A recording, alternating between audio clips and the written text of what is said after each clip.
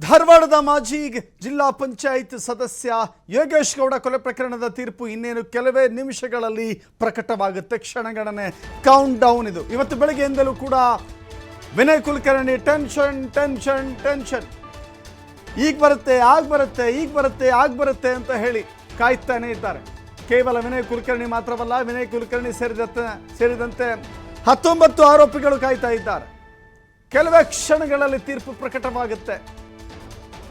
ಇಬ್ಬರನ್ನ ಸಾಕ್ಷಿಗಳನ್ನಾಗಿ ಪರಿಗಣಿಸಿರುವ ಕಾರಣ ವಿನಯ್ ಕುಲಕರ್ಣಿ ಸೇರಿದಂತೆ 19 ಜನ ಇದ್ದಾರೆ. ನೋಡಿ, ಎಲ್ಲರ ಮುಖದಲ್ಲೂ ಕೂಡ ಟೆನ್ಷನ್ ಇದೆ, ಏನಾಗಬಹುದು ತೀರ್ಪು ಅಂತ ಹೇಳಿ.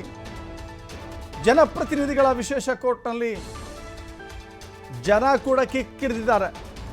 ವಕೀಲರು ಕೂಡ, ಅನೇಕ ವಕೀಲರು, ಯಾಕಂತ ಹೇಳಿದ್ರೆ ಇಂಥ ಜಡ್ಜ್ಮೆಂಟ್ಗಳು ಬಂದಾಗ ಕೆಲವು ಲ್ಯಾಂಡ್ ಮಾರ್ಕ್ ಜಡ್ಜ್ಮೆಂಟ್ ಅಂತ ಅನ್ನಿಸಿಕೊಳ್ಳುವಂಥ ಸಂದರ್ಭದಲ್ಲಿ ಅನೇಕ ವಕೀಲರು ಕೂಡ ಉಪಸ್ಥಿತರಿರ್ತಾರೆ. ಇವತ್ತು ಕೂಡ ಉಪಸ್ಥಿತರಿದ್ದಾರೆ, ನೋಡ್ತಾ ಇದ್ದಾರೆ ಇವತ್ತಿನ ಏನಾಗಬಹುದು ಅಂತ ತೀರ್ಪು ಅಂತ ಹೇಳಿ ಕಾಯ್ತಾ ಇದ್ದಾರೆ. ಕೋರ್ಟ್ನಲ್ಲಿ CBI ಪರ ವಕೀಲರಿದ್ದಾರೆ, ಅಧಿಕಾರಿಗಳಿದ್ದಾರೆ, ಆರೋಪಿ ವಿನಯ್ ಕುಲಕರ್ಣಿ ಪರ ವಕೀಲರಿದ್ದಾರೆ. ಕಾತರದಿಂದ ಕಾಯ್ತಾ ಇದ್ದಾರೆ. ಕೇವಲ ವಿನಯ್ ಕುಲಕರ್ಣಿ ಮಾತ್ರವಲ್ಲ, ಅವರ ಕುಟುಂಬಸ್ಥರು ಇದ್ದಾರೆ, ಇನ್ನುಳಿದಂಥ ಆರೋಪಿಗಳ ಕುಟುಂಬಸ್ಥರು ಕೂಡ ಇದ್ದಾರೆ. ಎಲ್ಲರ ಮುಖದಲ್ಲೂ ಒಂದು ಟೆನ್ಷನ್ನ ಭಾವ ಕಾಡ್ತಾ ಇದೆ. ಕೋರ್ಟ್ ಬಳಿ ವಿನಯ್ ಕುಲಕರ್ಣಿಯ ಕುಟುಂಬಸ್ಥರಿದ್ದಾರೆ, ಅವರ ಮುಖದಲ್ಲೂ ಕೂಡ ಒಂದು ಟೆನ್ಷನ್ ಇದೆ. ಯಾಕಿರೋದಿಲ್ಲ, ಖಂಡಿತವಾಗಿದ್ದೇ ಇರುತ್ತೆ. ಸುಮಾರು 10,000 ಪುಟಗಳ ಚಾರ್ಜ್ ಶೀಟ್ ಸಲ್ಲಿಕೆ ಮಾಡಿತ್ತು CBI. ಮೊದಲನೇ ಆರೋಪಿ ಮತ್ತು 17ನೇ ಆರೋಪಿಯನ್ನು ಮಾಫಿ ಸಾಕ್ಷಿಗಳನ್ನಾಗಿ ಪರಿಗಣಿಸಲಾಗಿತ್ತು. ಈ ಬಗ್ಗೆ ಕೋರ್ಟ್ಗೆ ಮಾಹಿತಿಯನ್ನು CBI ತನಿಖಾ ತಂಡ ನೀಡಿತ್ತು. ಮತ್ತು ಪ್ರತಿಕೂಲ ಸಾಕ್ಷಿಯನ್ನು ನುಡಿದ ಮಾಫಿ ಸಾಕ್ಷಿಗಳಾದ A1 ಮತ್ತು A17 ಬಸವರಾಜ್ ಮುತ್ಗಿ, ಶಿವಾನಂದ್ ಬಿರಾದಾರ್ ಪ್ರತಿಕೂಲ ಸಾಕ್ಷಿ. ಹೀಗಾಗಿ ಇವರನ್ನು ಆರೋಪಿಗಳನ್ನಾಗಿ ಪರಿಗಣಿಸುವಂತೆ ಕೋರ್ಟ್ಗೆ ಮನವಿಯನ್ನು ಮಾಡಲಾಗಿದೆ. ಆದರೆ ಕೋರ್ಟ್ ಅವರನ್ನು ಸಾಕ್ಷಿಗಳನ್ನಾಗಿ ಪರಿಗಣಿಸಿದೆ ಅಂತ ಹೇಳಿ ಮಾಹಿತಿ ಸಿಕ್ಕಿದೆ.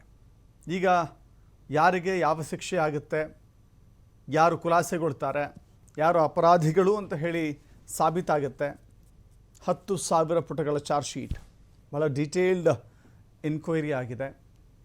ಸುದೀರ್ಘ 10 ವರ್ಷಗಳ ವಿಚಾರಣೆ, ತನಿಖೆ, ಸಾಕ್ಷ್ಯಗಳ ಸಂಗ್ರಹ, ಸಾಂದರ್ಭಿಕ ಸಾಕ್ಷಿಗಳು, ಅಲ್ಲಿರುವಂಥ ಟೆಕ್ನಿಕಲ್ ಅಂದರೆ ತಾಂತ್ರಿಕ ಸಾಕ್ಷಿಗಳು ಸೇರಿದಂತೆ 10,000 ಪುಟಗಳ ಚಾರ್ಜ್ ಶೀಟ್ನಲ್ಲಿ ಅನೇಕ ಅಂಶಗಳು ಉಲ್ಲೇಖ ಆಗಿದ್ದಾವೆ. ವಾದ ಪ್ರತಿವಾದ ಕೋರ್ಟ್ ಆಲಿಸಿದೆ. ವಾದದಲ್ಲಿಯೂ ಪ್ರತಿವಾದದಲ್ಲಿಯೂ ಯಾವೆಲ್ಲ ಅಂಶಗಳನ್ನು ಪರಿಗಣಿಸಲಾಗುತ್ತೆ ಅನ್ನೋದು ಇನ್ನು ಕೆಲವೇ ನಿಮಿಷಗಳಲ್ಲಿ ಗೊತ್ತಾಗಲಿದೆ.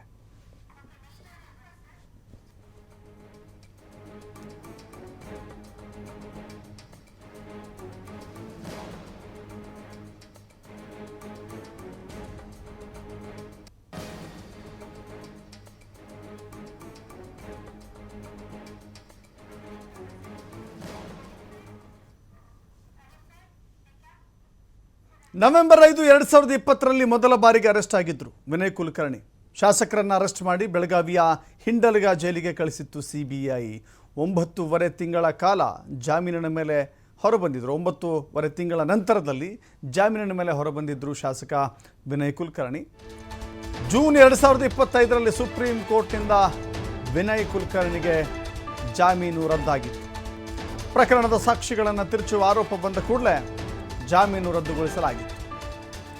ಜೂನ್ 13, 2025ರಲ್ಲಿ ಮತ್ತೆ ಕೋರ್ಟಿಗೆ ಶರಣಾಗಿದ್ದರು ವಿನಯ್ ಕುಲಕರ್ಣಿ. 2026 ಫೆಬ್ರವರಿ 27ರಂದು ಮತ್ತೆ ಜಾಮೀನಿನ ಮೇಲೆ ರಿಲೀಸ್ ಆಗಿದ್ದರು ಕುಲಕರ್ಣಿ. ಒಟ್ಟು 18 ತಿಂಗಳುಗಳ ಕಾಲ ಸೆರೆವಾಸವನ್ನು ಅನುಭವಿಸಿದ್ದಾರೆ. 18 ತಿಂಗಳುಗಳ ಕಾಲ. ಹಿಂಡಲಗ 9, ಪರಪ್ಪನ ಅಗ್ರಹಾರ 9. ಸೊ ಹೀಗಾಗಿ ಒಟ್ಟು 18 ತಿಂಗಳು ಜೈಲಿನಲ್ಲಿ ಕಳೆದಿರುವಂಥ ವಿನಯ್ ಕುಲಕರ್ಣಿ ಈಗ ತೀರ್ಪಿನಲ್ಲಿ ದೋಷಿ ಅಂತ ಸಾಬೀತಾದರೆ ಮತ್ತೆ ಜೈಲು ಫಿಕ್ಸ್. ಮತ್ತಷ್ಟು ಮಾಹಿತಿ ನಮ್ಮ ಪ್ರತಿನಿಧಿ ಕೃಷ್ಣ ನೀಡ್ತಾರೆ. ಕೃಷ್ಣ, ಗಮನಿಸ್ತಾ ಇದ್ದೀವಿ. ಎಲ್ಲರ ಮುಖಭಾವದಲ್ಲೂ ಕೂಡ ಟೆನ್ಷನ್ ಇದೆ. ಬೆಳಗ್ಗೆಯಿಂದಲೂ ಕೂಡ ಅವರ ಕುಟುಂಬ ಬಹಳಷ್ಟು ಟೆನ್ಷನ್ನಲ್ಲಿ ಒದ್ದಾಡ್ತಾ ಇತ್ತು. ಈಗಲೂ ಕೂಡ ಕೋರ್ಟ್ನಲ್ಲಿ ಯಾವ ರೀತಿಯ ಸನ್ನಿವೇಶ ಕಾಣಿಸ್ತಾ ಇದೆ, ಜೊತೆಗೆ ಇನ್ನೇನು ಕೆಲವೇ ಹೊತ್ತಿನಲ್ಲಿ ಪ್ರಕಟ ಆಗುತ್ತೆ. ಎಲ್ಲರಲ್ಲೂ ಕೂಡ ಕುತೂಹಲ ಇದೆ. ಕೃಷ್ಣ,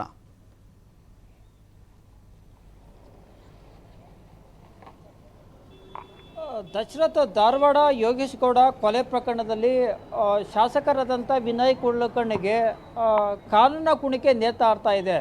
ಒಂದು ಕಡೆ 2016ರಿಂದ 2026ವರೆಗೂ ಕೂಡ ಒಂದಲ್ಲ ಒಂದು ರೀತಿಯ ಕಾನೂನು ಹೋರಾಟ ಮಾಡ್ತಾನೇ ಇದ್ದಾರೆ.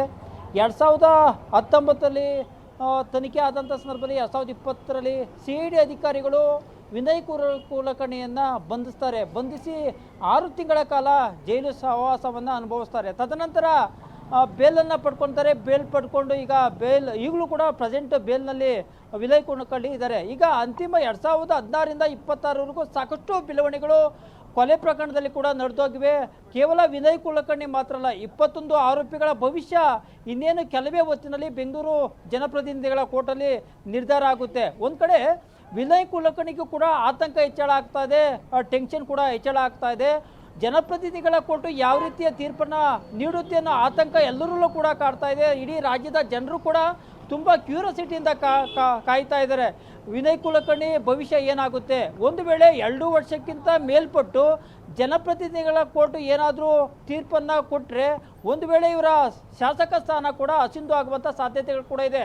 ಒಂದು ವೇಳೆ ಅಸಿಂಧು ಆದರೆ ಅದು ಸ್ಪೀಕರ್ ಹೋಗುತ್ತೆ. ಸ್ಪೀಕರ್ ಕೂಡ ಅವರನ್ನು ಶಾಸಕ ಸ್ಥಾನದಿಂದ ವಜಾ ಮಾಡುವಂಥ ಸಾಧ್ಯತೆಗಳು ಕೂಡ ಇದೆ. ಹೀಗಾಗಿ ಜನಪ್ರತಿನಿಧಿಗಳ ಕೋರ್ಟು ಯಾವ ರೀತಿಯ ತೀರ್ಪನ್ನು ಇವತ್ತು ಪ್ರಕಟ ಮಾಡುತ್ತೋ ಅದರ ಆಧಾರದ ಮೇಲೆ ವಿನಯ್ ಕುಲಕರ್ಣಿ ರಾಜಕೀಯ ಭವಿಷ್ಯ ಕೂಡ ನಿರ್ಧಾರ ಆಗುತ್ತೆ.